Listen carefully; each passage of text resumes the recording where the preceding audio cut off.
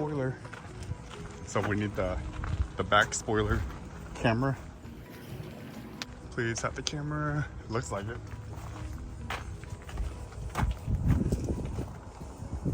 Score.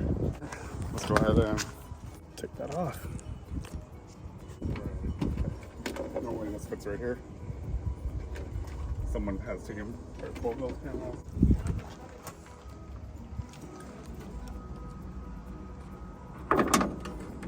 Looks like smaller. 8.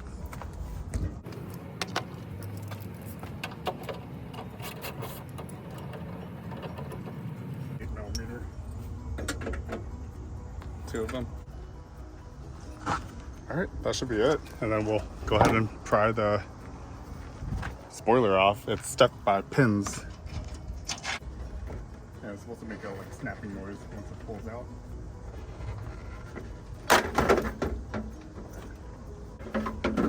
So if you look right here, here's the plug connector for it. Go ahead and undo that. And there's a grommet right here. So undo the grommet and you'll pull the camera out. I'm wondering if we should take the whole wing or just the camera. You know what? I'm just gonna take the whole wing. Because I need all the little pegs and everything.